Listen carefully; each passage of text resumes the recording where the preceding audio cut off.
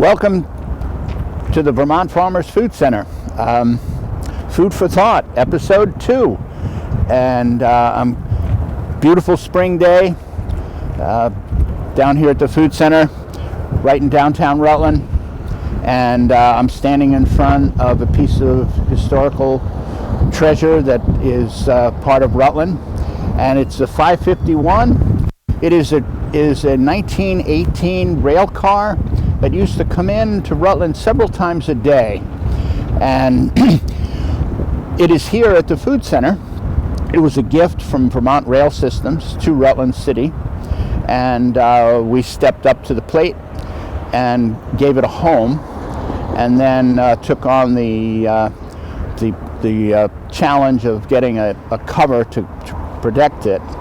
And it's here at the Food Center because it is a symbol of the industrial and railroad past that Vermont had, and also the food history that Rutland had. And so now it represents also the future of Rutland's food system, because within 3 miles of where we stand, there are 40 million people that eat every day. And so we are taking an old industrial site, the home of Lincoln Iron Works, and turning it into the new economy, which is an agricultural economy, feeding people. And this train symbolizes the potential for us training food down to New York City, Boston, like we used to do. Oh, and interestingly enough, one of our board members was married in this train.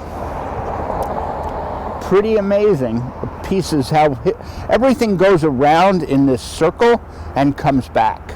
So it is, we are so proud that we were able to have this industrial site located in the heart of downtown Rutland, 2 blocks from Depot Park. So here we are outside of Farmers Hall. This was the first building on the campus. It was one of 4 structures when we originally purchased the campus in 2012, and it was the first to be renovated. So many of you might remember being here. Part of the effort, the building was opened up. We had big dumpsters that we filled with everything that was inside. Sports teams came, faith communities, everybody helped clean out this building. We also were able to do the renovations, such as put in new windows, paint the building, get all of the interior shaped up for market, thanks to donations and everything from the community and those grassroots efforts of many hands making light work. So this building opened November 3rd of 2012 to be the first indoor winter farmers market. And that was the start of what has now been a 10-year run of hosting market inside. It's also was the home to our original community program. So when our pharmacy project started in 2015, it was during the summer months when the indoor market moved outside that we started pharmacy. Again, it's downtown Rutland, so it was an accessible location. Members could come pick up their farm shares, and then since we've built other community programs out of this space. The Vermont Farmers Food Center campus sits right on West Street in Rutland. This is one of the main gateways to downtown Rutland. We're also standing right next to the railroad tracks in front of our campus. Part of the history of this campus is this used to be a rail spur when the buildings were Lincoln Iron Works. And that was part of the vision for the future of the farm centers, that once our bustling agricultural economy grew, that same spur could be reactivated to load products directly onto trains to access city markets and opportunities. As we renovated the interior of Farmers Hall and started running our regular winter farmers market, we also built out community space here in the front of our campus. So we built 10 raised garden beds. Those were made possible through a small grassroots community grant. The beds have been used by different communities, groups and members to grow and have gardens in the summertime. We've also done culinary cooking programs and grown herbs and some of the ingredients right here in these garden beds to use in our community kitchen space. We built a bocce court, and there was teams that formed from the Northwest neighborhood and would have weekly competitions in the summer with the local bocce group from the Italian American Club. So again, building that holistic space here on campus. So it was food and community and culture and all those touch points together. Art has also been something that has continued to be part of our campus presence. You'll see some murals in the background here that were done by local artists and youth groups. We have sculptures, and then inside Farmers Hall there's also several murals that were painted during market while patrons were there shopping. Some of them have been done as part of art projects initiated by the Farm Center. But as soon as this space became a gathering space for community farmers market, everything grew from there, from art to more programs and continuing to grow. Hi folks. In the background you're going to see what we refer to as Big Blue, a 3-story building, oldest building on this site. Started out as White's Marble Shop, and it is a historical treasure once again in Rutland that we're working right now to preserve and transform from White's Marble Shop. And it went through many incantations. It was plumbing supply, it was Minster Brothers Building Supply Company, and now it's the Vermont Farmers Food Center. One of the things that took place years ago was the agricultural infrastructure, when we had local and regional systems, was completely dismantled, and now we have a centralized large industrial system which has been relatively efficient but had no resiliency. And anybody that is familiar with what happened during COVID, this is why we need to relocalize food systems. That building has got a 4,000 square foot footprint. It's 3 stories. We have put together a business plan to reestablish a commercial kitchen to give the efficiencies and equipment necessary for food-based businesses in this region to access some of those larger markets that we've been exploring, from New York City to Boston, and reestablishing those connections. Also, we need that building will also incorporate a second kitchen, a workforce development kitchen, because as businesses grow, they're going to need new employees. And so we're going to have a training kitchen, and we're going to teach them the skills necessary to either work in local restaurants, which in our area are extremely valuable to our economy, but also to have those new and expanding food-based businesses have access to trained employees. And that helps with lower unemployment, but food helps lower healthcare costs, because now all of a sudden we're putting better fuel into the bodies, and having all of those programs wrapped around from what Heidi's been discussing, and a lot of that will be embodied right in this old building, which will be once again a community center for training and for business and for local economy. And so we have a business plan put together. Third time's the charm. We've written 3 different business plans. We finally got a grant with the help of the city and Reddick and RRA and so many other partners. We were able to access a large appropriations from Congressman Welsh. We're putting that together with so many other grants. It's not a question of if, it's a question of when we will finally have that last dollar in to be able to renovate this building and make it functional again and part of the local economy. And if I was to throw out a date, I'm looking at 23, 24. And we will be, if you got a food-based business, come talk to us, because it'll be ready. So in addition to the commercial kitchen and the workforce development kitchen, there'll be storage, cold storage, dry storage, some office buildings.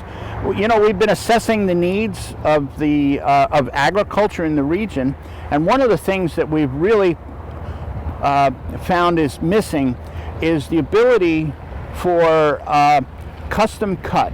So that is, you raise animals, whether they be beef, sheep, whatever it is. The bottleneck in that system is cutting it and wrapping it. So we're going to have in this building a small but very efficient USDA certified cut and wrap. We have folks that are professional meat cutters that would be giving classes and showing the producers how to process that food and wrap it. This will actually open up so much opportunity for the access and the efficient cost of local food. Hi, I'm Stephen Abatel. I also work with the Vermont Farmers Food Center, and I'm standing here in front of our Rotary Educational Greenhouse. This is a space that really was a community effort, kind of a community barn raising, as many things were here at Vermont Farmers Food Center. We had support from Rotary Club and NRCS. This was one of the urban greenhouse projects first recognized in the state of Vermont, as well as some support from other local volunteers and groups. Remol Greenhouses also donated a lot to this project as well, because they saw the potential of having an urban greenhouse here in the heart of Rutland. And this has been a place where we have hosted many school groups in the Rutland area, a place that, close enough to the school system that groups can come for an hour at a time and have a program in the greenhouse and learn about the food system, where their food comes from, healthy nutrition, and also just having the experiences of working with something that's alive and caring for something and seeing it grow over time. So greenhouse has been an important part of our educational program, and there's going to be some exciting kind of new directions that we'll be taking this program in the future. But our FABLE program, Farm-Based Experiential Learning, was also one of our several programs that the Bowes Health Trust has helped support here at VFFC. So we have a nice, strong relationship with the folks at Rutland Regional Medical Center's Bowes Health Trust, and supporting this program for education and nutrition and kind of feelings of empowerment as well for our students in Rutland has been an important part of what we do here. So we're here on the back side of our Farmers Hall building. Another aspect of our campus is we rent space to food-based businesses. Those are anchor tenants that help support our campus and keep it in business. You can see we're here by the loading dock. So this is a shared loading dock where trucks can pull up and product can be moved in and out of this space, and that's a key aspect for these businesses that are value added or operating at a different scale to be able to access transportation like trucks to get their products to larger markets. So we have multiple stages of business happening here. You have the direct retail of the farmers market vendors, and then you have larger businesses operating like Sugar Bob here, where they have product that is produced at a scale that needs these access to larger transportation routes. And that was another part of why this campus was ideal for the Farm Center's future growth, is that we have that industrial infrastructure like roads and pathways for trucks to come through, and we're a centralized location that links up to highways and those other routes for products to get outside of Rutland County. So, I'm Sugar Bob. I'm the co-owner of Sugar Bob's Finest Kind. We are a specialty maple producer. We are small-time sugar makers with big-time dreams, where we make value-added maple products in the savory space, like Sugar Bob's smoked maple syrup, Vermont maple sriracha, barbecue sauce, and some coated nuts. We buy a lot of syrup and peppers from local producers, and we add value to them and put that onto the market on a national level. And really, being here at the Vermont Farmers Food Center has been a big part of our growth. Our first big step was in 2017 when we moved here to Rutland and got access to the kitchen here, which was our big pain point at the time. Now we are grown and are filling the space and are maybe at our next growth opportunity. Wouldn't be where we are today had we not been here and working in this space with all the wonderful people and the community in Rutland.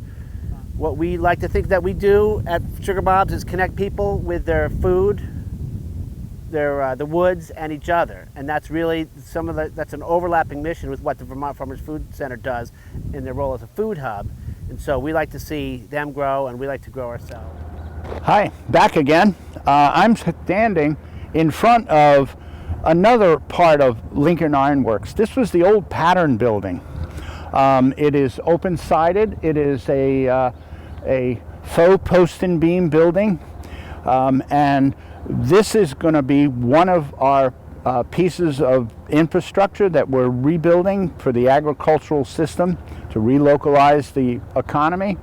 And this is going to be a climate-controlled food storage, aggregation, and distribution point.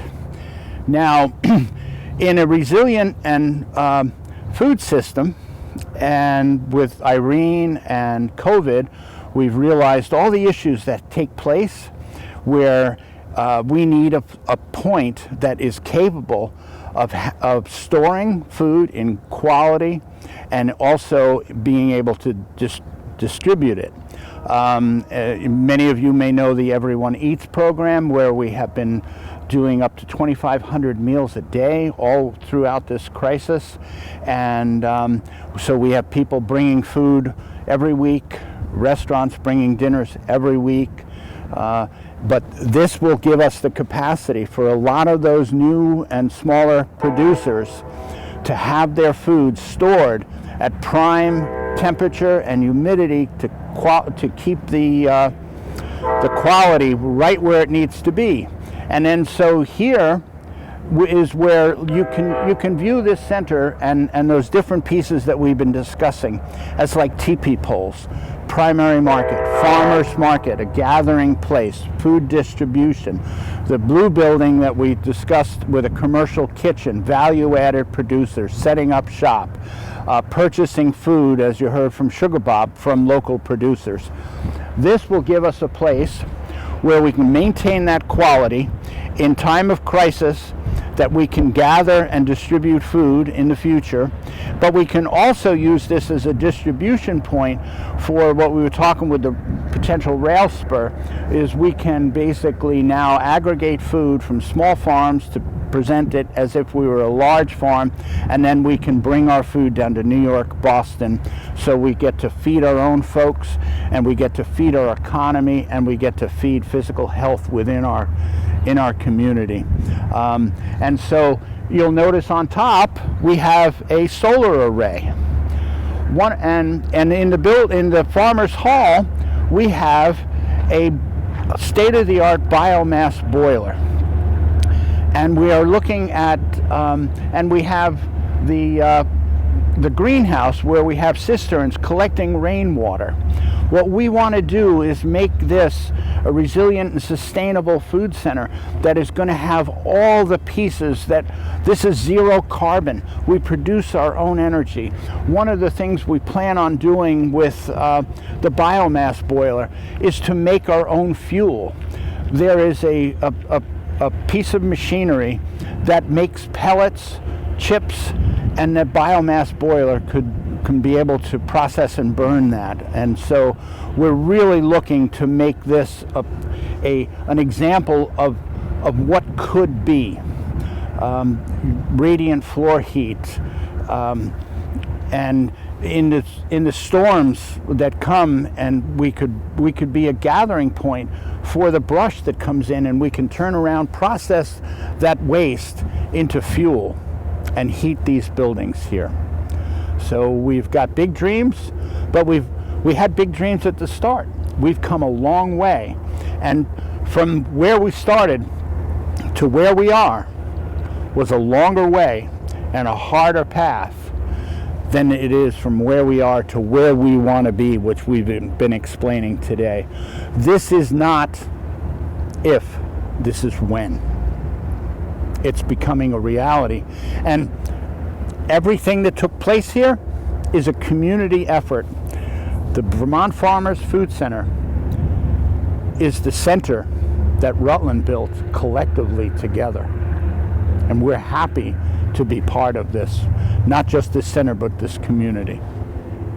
Hi, my name's Tracy Weatherhog, and I am the coordinator of our online market that got started when the farmers market was shut down for a short time at the beginning of COVID. So we've been running every week since then, April 2020. So people pull up outside and we bring their bags to their cars. And So if you want to come in and take a look. So this is where we put together the online market orders each week on Wednesdays. The bags are filled with all of the things that the farmers bring here. This is also the site where in these refrigerators we receive meals from local restaurants that are then distributed through the Everyone Eats program that again has been going since COVID, August of 2020, and keeps getting extended, and the most recent extension is through the end of June. And so we again receive meals from local restaurants and then distribute them Mondays and Thursdays from 4 to 5:30. Again, cars drive up and we have lots of volunteers who go up, receive paperwork from each car to let us know how many meals they need, and then the meals are taken to their cars and then they're able to drive on. Yes, and another program that we have is the pharmacy program, which is our food as medicine, where people have a prescription basically of 12 weeks of wonderful fresh grown produce from our community, from the Rutland County area. And so those bags also will be filled in this space this summer too, again with lots of volunteer help. So thanks for coming along on our campus tour at the Vermont Farmers Food Center.